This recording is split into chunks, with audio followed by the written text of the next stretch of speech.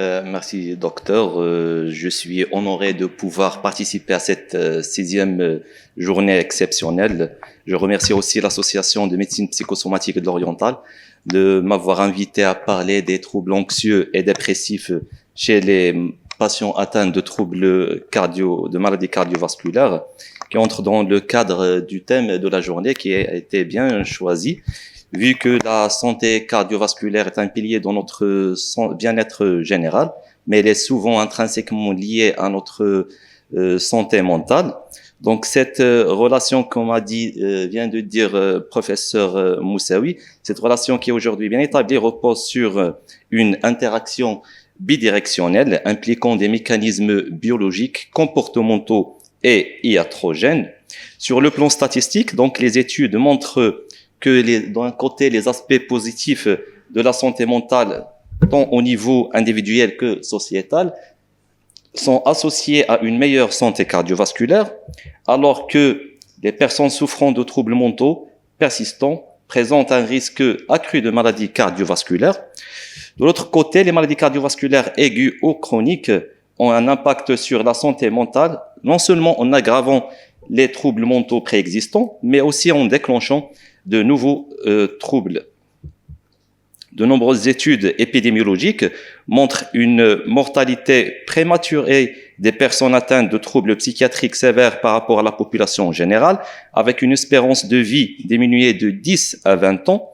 Donc cette réduction peut s'expliquer en partie par la concurrence de maladies physiques, notamment les maladies cardiovasculaires, qui sont la première cause de mortalité dans cette population, avant même le suicide dans certaines études. Ces observations ont été confirmées dans cette étude récente, basée sur les données, utilisant les données du Système national des données de santé en France, le SNDS, montrant que les principales causes de décès chez les individus souffrant de troubles psychiatriques sont les maladies cardiovasculaires et le cancer. Donc, cette relation peut être expliquée sur le plan physiopathologique par l'association, comme on a dit, une association complexe de plusieurs mécanismes biologiques, comportementaux et iatrogènes, avec le fameux boucle bidirectionnelle qui a montré professeur Moussaoui, mais d'une autre façon. Donc, les troubles psychiatriques sont une source de stress chronique. Donc, ce stress qui va activer de manière chronique l'axe hypothalamo-hypophyso-surrénalien, avec une dysrégulation du système nerveux autonome. En plus, les troubles psychiatriques sont maintenant considérés comme des troubles pro-inflammatoires avec leur relation avec l'inflammation chronique de bas grade et son impact sur la dysfonction endothéliale et sur la coagulabilité.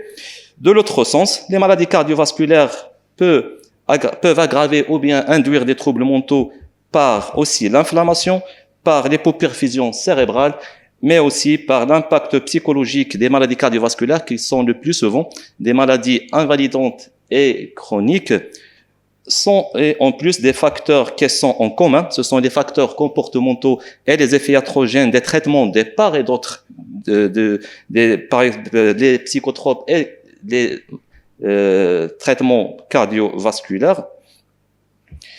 Donc, passons à la dépression, qui est l'un des troubles mentaux les plus fréquents chez les personnes atteintes de maladies cardiovasculaires. Donc, la prévalence mondiale chez ces personnes est estimée à 18%. Elle est plus fréquente chez les femmes et les personnes âgées. Donc, elle est le plus souvent associée à des facteurs de risque liés au mode de vie, ainsi que d'autres facteurs de risque cardiovasculaires. Donc, cette prévalence varie selon la pathologie et aussi selon les méthodes diagnostiques et les caractéristiques démographiques de la population. Donc, ce tableau montre cette différence. Donc, la prévalence peut atteindre jusqu'à 40% des cas en cas de syndrome coronarien aigu et en post-infarctus et en cas d'insuffisance cardiaque et de fibrillation auriculaire et peut atteindre jusqu'à le 1/4 des patients pour les autres pathologies. Donc, la dépression est un facteur de risque connu de mauvais pronostic chez les personnes atteintes de maladies cardiovasculaires. Donc, cette première étude montre que la dépression augmente de 22% la mortalité et de 13% les événements cardiovasculaires en cas de post-IDM.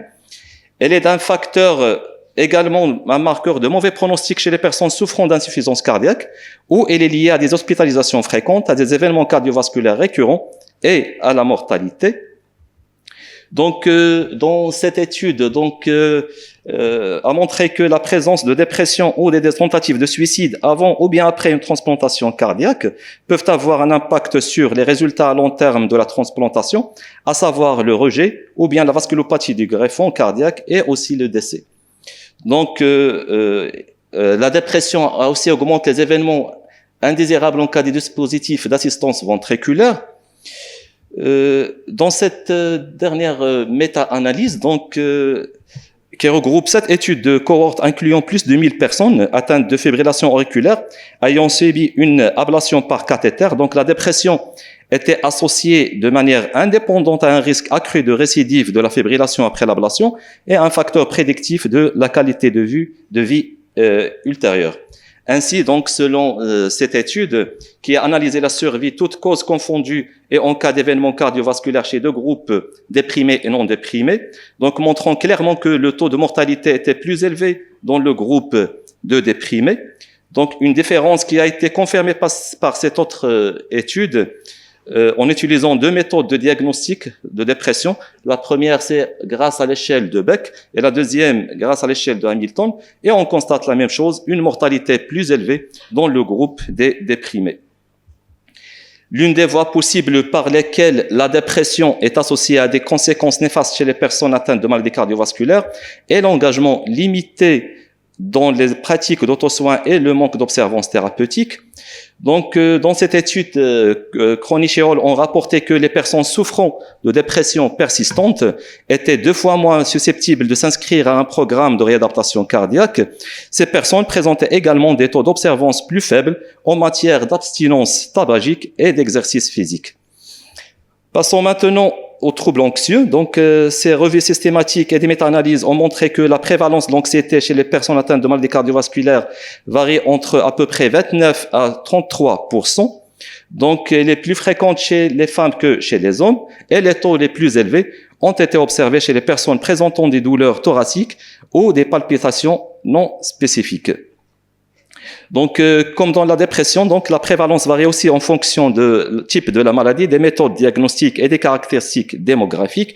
Et ce tableau qui résume les résultats de différentes études, montre que l'anxiété peut atteindre jusqu'à les 2/3 des patients en cas de syndrome coronarien aigu, en cas d'insuffisance cardiaque, et jusqu'à le 1/3 des cas pour les autres pathologies.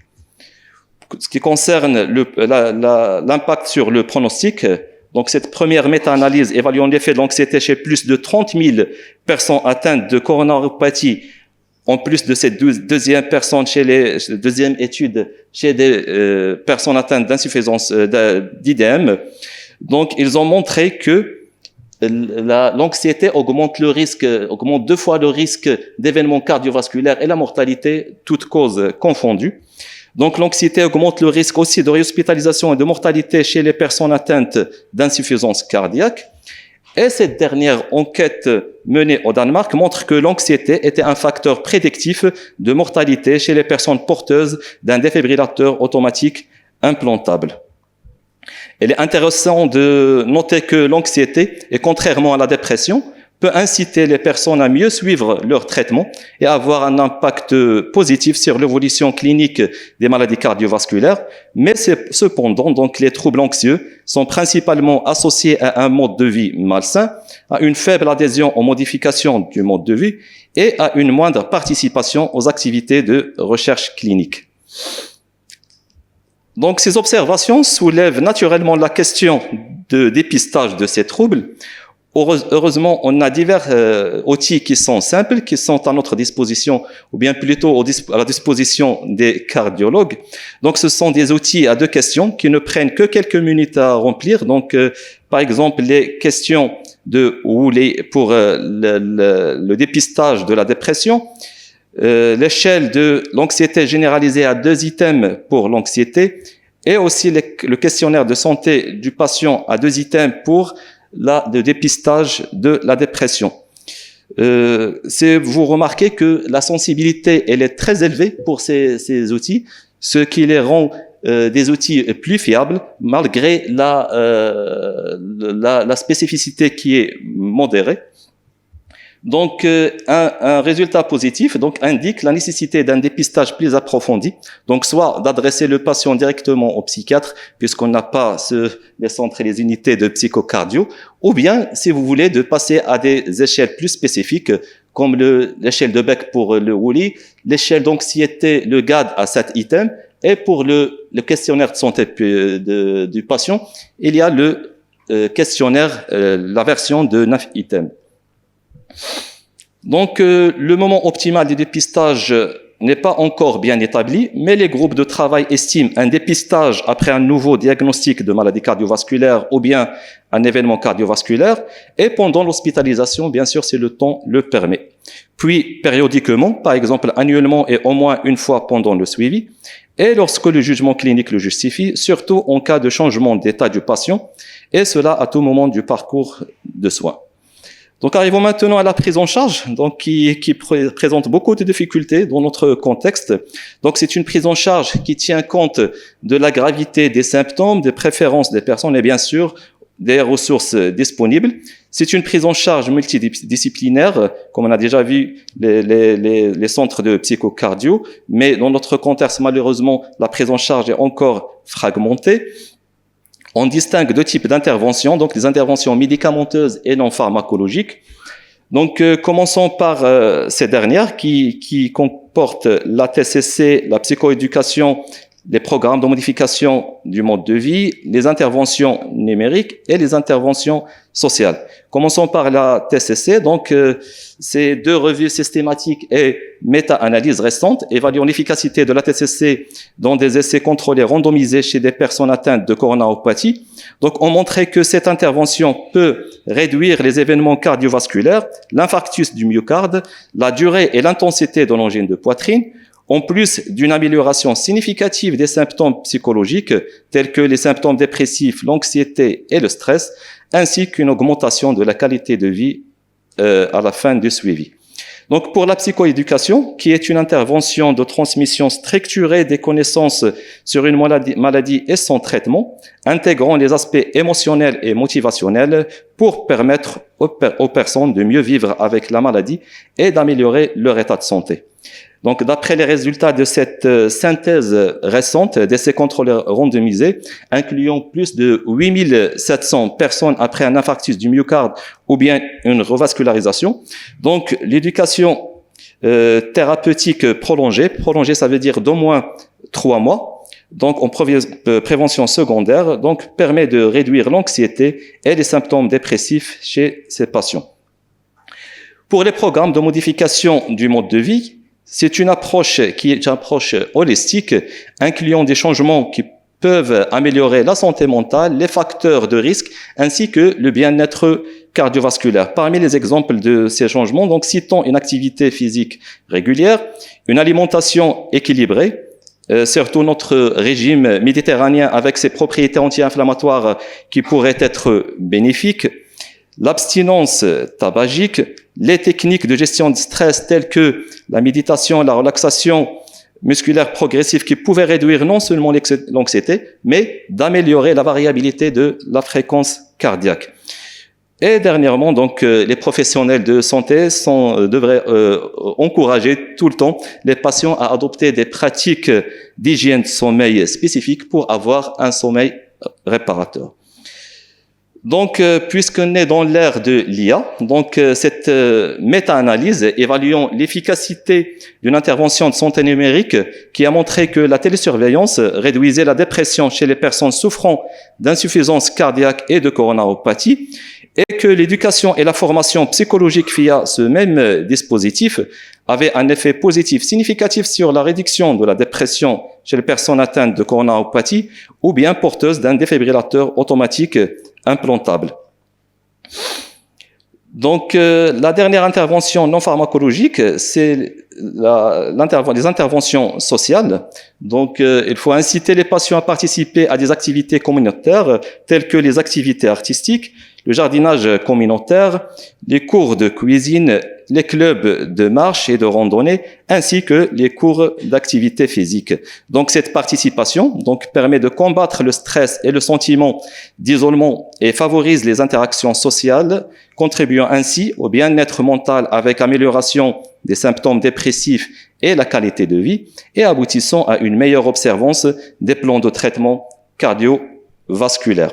Bien sûr, ces interventions sont à titre indicatif puisque ces activités ont été publiées dans des articles, mais dans notre contexte, donc l'activité dépend du patient, de son contexte socioculturel, son environnement. Donc c'est différent. On peut que l'inscription à des associations et des coopératives ou bien les cours d'analphabétisme dans certaines régions peuvent être bénéfiques. Arrivons maintenant aux interventions médicales pharmacologiques. Donc, il va être bien détaillé par le professeur Berimi, mais je vais passer rapidement. Donc, dans le traitement de la dépression et de l'anxiété, les antidépresseurs constituent le traitement pharmacologique de première intention. Les anxiolytiques, les sédatifs et les hypnotiques peuvent être utilisés à court terme. Les régulateurs de l'humeur et les antipsychotiques peuvent également être prescrits selon la gravité des symptômes. Donc, avant de terminer, j'aimerais bien vous montrer cet arbre décisionnel devant tout risque cardiovasculaire. Donc, une évaluation initiale est nécessaire avec la recherche des antécédents cardiovasculaires, un ECG avec l'évaluation de l'espace QT, un ionogramme complet, avec la recherche d'éventuelles interactions médicamenteuses, surtout avec le cytochrome P450. Donc, à la recherche d'une cardiopathie. Donc, en cas d'absence de diagnostic retenu et qu'on a, par exemple, que des facteurs de risque cardiovasculaire, donc le risque ici, il est faible, et l'indication des IRS en première ligne, donc telles que la sertraline, l'escitalopram et la fluoxétine. Donc, en cas contraire, donc si on a un diagnostic bien retenu, donc le risque cardiovasculaire est élevé, et la prescription, donc, dépend de chaque type de pathologie. Par exemple, en cas de cardiopathie ischémique, la sertraline, c'est en première intention, avec une classe 1 et un niveau de preuve A. L'escitalopram en deuxième intention, bien sûr, si le QT est normal. En cas de QT long ou bien un risque d'arythmie, la sertraline reste en première intention. Donc, le citalopram, les tricycliques sont à proscrire. Pour le cas d'insuffisance cardiaque, donc les ISRS en première intention, avec toujours la priorité à la sertraline. Et en cas d'HTA non contrôlé, donc les ISRS sont préférés. Et bien sûr, donc, à proscrire les molécules à action noradrénergique. Donc, à retenir que l'espace QT est un facteur décisionnel majeur de choix du traitement. Les tricycliques sont à éviter. Attention aux interactions médicamenteuses avec le cytochrome P450 et bien sûr la surveillance tensionnelle en cas de prescription de molécules à action noradrénergique. Et je vous remercie pour votre attention.